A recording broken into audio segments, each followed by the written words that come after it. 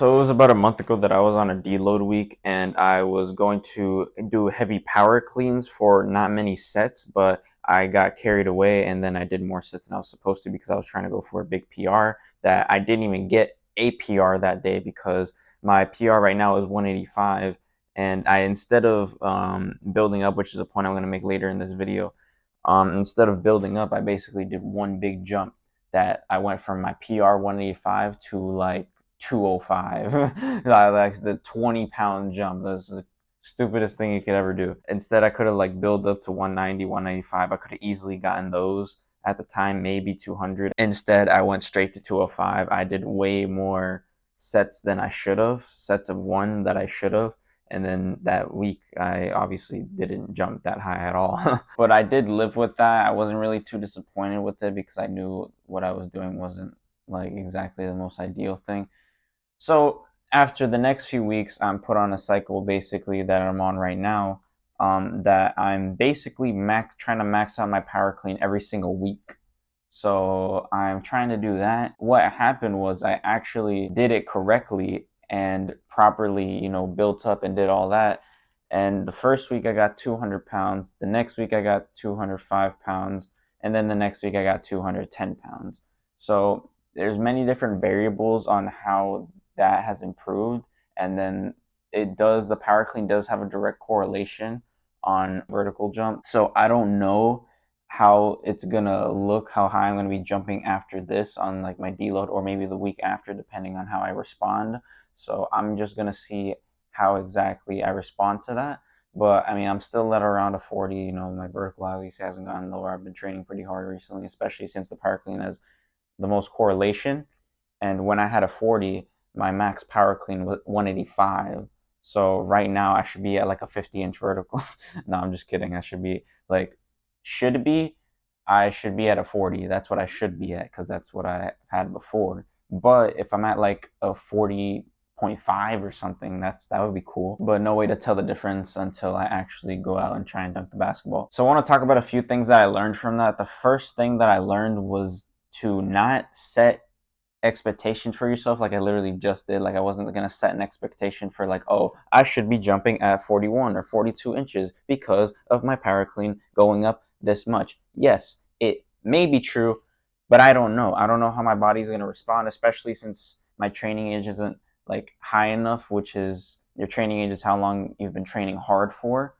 Because before THP, I never really trained like hard because I didn't really know how to train correctly. So I was kind of didn't like going into just training like kind of mindlessly, even though I took a lot of time to figure out how to set up workouts and stuff. But it took a lot of time to even get like a decent workout in. With that being said, don't set any kind of expectations for yourself before you even know what you're actually going to do, because if you do that and you don't meet those expectations, it's like as if you were intentionally disappointing yourself. So don't do that to yourself.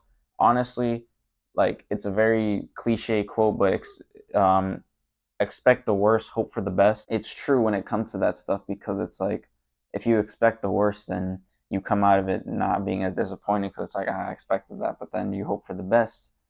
It's like, okay, cool. So if it's better than what you expected it to be, awesome, great, it's amazing, it's a good day, So don't really set those expectations for yourself, especially like if it's too strict, because it's like, oh, okay, today it's gonna go down. This is gonna happen, Don't be so confident in something that you don't know is gonna happen. And then shit, even if you do disappoint yourself like I did, what I did, I lived with it and I learned from it. I lived with the fact that, okay, I got 185 pretty easily, so then I jumped up to 205 and I tried many more sets than I was supposed to, and I fucked up. I didn't get it, so now I have to live with that. But then next time I do those power cleans, I know what I'm going to do. Instead, I'm going to build up correctly. I'm actually going to do the right thing that I'm supposed to do to actually achieve a PR and not go for like, because my main goal isn't getting a higher power clean ultimately, even though that's the thing that's going to help me jump higher, which is my ultimate goal.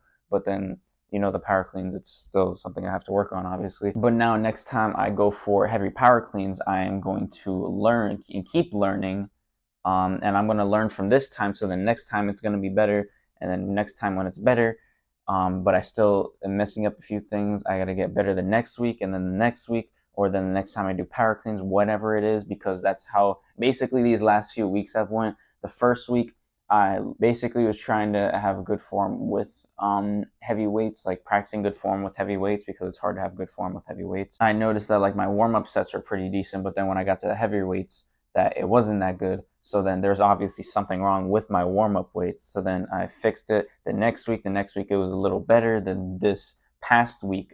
This Monday was probably easily the best my power clean form has ever been. So the ego is gonna try and really like creep up on you when you get better, especially as an athlete. You're gonna be much more confident. You're like, I'm so much stronger, and it feels a lot better to be stronger.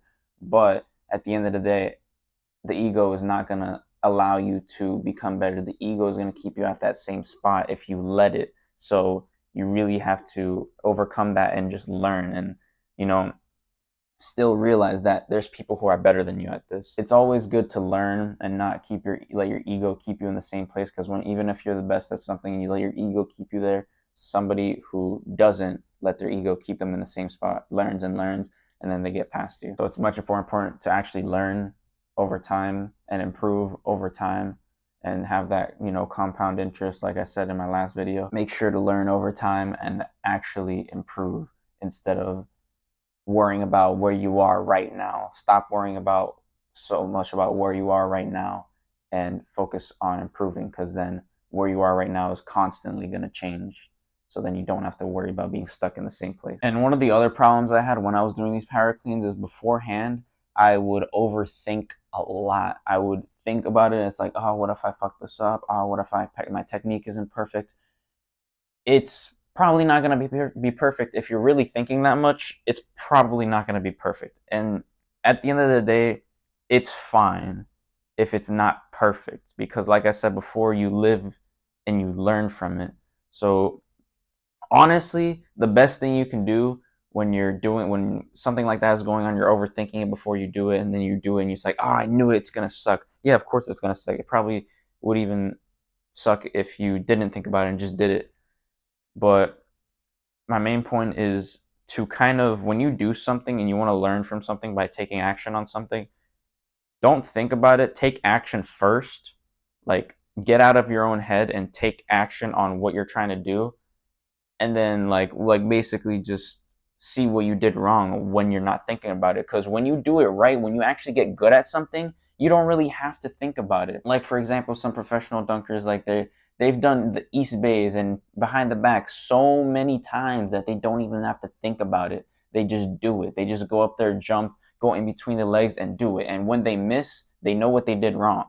They know exactly what they did wrong. So then they go up, and then all they think about is what they did wrong beforehand. Ba-ba, boom, they get it. So it's really about taking action and then assessing that action. Basically, just like, for example, with the power cleans, I'm going to power clean real quick. Boom. All right. Also a good tip is to record yourself. I record myself. Okay. Boom. I hit the power clean. Okay. Drop it. Go back to my video. See how the technique looked. And then you're going to look, okay, oh, I did this wrong. I'm going to focus on this one thing on this next set. And then once you focus on that thing on that next set, you do it, and you're like, wow, look at that, I got better. Now there's this other thing that I have to fix. Boom, do another power clean. Oh, look at that, it's better. Now I'm going to fix this. And then it's like one at a time. If you do that over and over again, it's going to get better. It's like your technique is going to improve in pretty much fucking anything. And that's also why I said recording yourself doing pretty much anything like technique wise is going to be a very good thing to do, because it's not like someone's always going to be watching you. So it's also good to, watch yourself, because then, especially if you already know some things and you look back and it's like, oh, that's what I'm doing wrong, I'm going to fix that. And then also I want to emphasize one point that I was making there. One cue at a time. When you're practicing any kind of technique for anything, so for now we're saying power clean, you got to practice one cue at a time, because your mind can't think multiple things at a time. You're not going to be thinking, oh, wrist down, oh, back angle the same, oh, jump at the third pull all at the same time. So instead, when you do that, do one cue at a time. Think, okay, like I said, you look at the video, you see the one of the things you did wrong. Focus on that one thing, the main thing, most importantly, the main thing you're doing wrong. Focus on the main thing first, and then once you get that down, then you go to the next smaller thing, and then the next smaller thing, and then you get all the little nitpicks and all the little small details, and then once you've done that, then you have the masterpiece, which is perfect technique. And with all that being said, I want to talk about the biggest mistake that I made when I didn't get my power clean PR, which I already mentioned, but I really want to emphasize this, is building up your sets. Because specifically with power cleans, they can be a scary exercise, especially if you're not really like proficient in them. The more proficient you get, the less scarier it's going to be, because it's like, okay, I'm just going to pull this, because I already have good technique. I don't need to think about it. Just pull it, boom, try and catch it, try and fight it. That's all you have to think about when you're actually proficient at the movement. It's all you have to think about is, okay, I'm going to pull this and catch it and then fucking drive it. Like, you're focused on your force. You're focused on how powerful you're trying to be, when you're already proficient in the movement. But when you're not proficient in the movement, you're going to think, oh shit, oh man, I might fuck up the technique here. What if I do this wrong? What if I do this wrong? What if I do this wrong? So instead of doing what I did and going from 185 to freaking 205, all you have to do is just build up slowly. Build up 5 pounds each set. I would have definitely, most likely, gotten like 200 pounds that week if I actually did that. I could have gone to 185, 195, or no, not 195, 190, 195, and then as you build up, you're like, okay, I can do this, I can do this. You get to 200, and it's like, okay, I can do this. And then you get to 205, maybe you mess it up, maybe you get it, who knows. But as long as you can slowly build up confidence, you are not going to be scared of the weight. Because I can tell you exactly how scared I was of the weight. I did the weight, right? I could show you one. I'm pretty sure, I don't know exactly. I think it was the first set. The first set that I tried 205, I got scared of it. I didn't get under the bar. And the fear of that it was pretty scary, because after that, I got lightheaded, not from how heavy the weight was. I got lightheaded from the fear. I was like, okay, I got to overcome this. And then I instead just did a fucking like, what is it, a high clean pull, basically. Yeah, so then once you do that, you gain more confidence, and then you'll actually not be as scared to do the weights, but there will always be a little bit of fear in that. And then with that, you literally just do the power clean, or at least attempt it, do something with it, and you get over that fear, and then you do it again. So if you watched this far, I got like 2 bonus tips that were the main things that I needed to do to actually fix my power clean technique. So the first thing that I did was I had my rear delts over the bar in a straight line over the bar, because I'm going to show you one of the previous weeks, I didn't have my rear delts over the bar. I had them more back, basically like more like my lateral shoulder over the bar. So you want to have your rear delt specifically over the bar on a straight line, and you don't want it to move from that position. My second tip is to find your good foot and hand positioning with your anatomical structure. So what that means is do what's comfortable, because it's good to have like the very like few things, like having rear delts over the bar, having good midfoot pressure, opening the hips so they're like pushing against your hands. Doing all that stuff is like, that's like the main stuff. But then at the end of the day, you're going to have to find what's comfortable for you. So for me, I actually had my hands too close, right? My feet were kind of in like around the good position. I just needed to have my hands wider so then I could open up my hips more as well. But the main reason, because the main thing I was messing up with my power clean technique, on basically last week, was that I was reverse curling the bar, right? And I knew I was reverse curling the bar, and I was thinking, okay, why am I reverse curling the bar? Because I know I'm trying to make the cue in my head, wrist down. I'm trying to make that cue, but it's still not, it's not working. So there's obviously something I was doing wrong, but what I was doing wrong was because that my hands were too close. So I actually, like here, I can't bring it up comfortably here. Like here, I can bring it up comfortably here, but here it's like, you see, like it's not going to be comfortable. So I had to have my hands wider so then I could actually bring the bar up with my wrist down instead of having it this close, to where it kind of forces my body with heavier weights to reverse curl the bar. And that's a really big tip, because most people don't exactly talk about finding what's comfortable for you, because we're all different as individuals and anatomically we're all different. But obviously you have to have like the main things, like again, the midfoot pressure, rear delts over the bar. Also you should sit your hips back as much as you can while keeping your rear delts over the bar. So then you want to kind of sink into it in a sense, like sink into your hips, and then your arms might bend a little bit, which is okay because that's exactly how it worked for me, and then my power clean technique felt so much better. So yeah, it's important to find what is comfortable for you, and so you can power clean as much as you possibly can. That's it for this one today, guys. I hope you found it valuable. If you did, like and subscribe. I'll see you guys in the next one. Peace.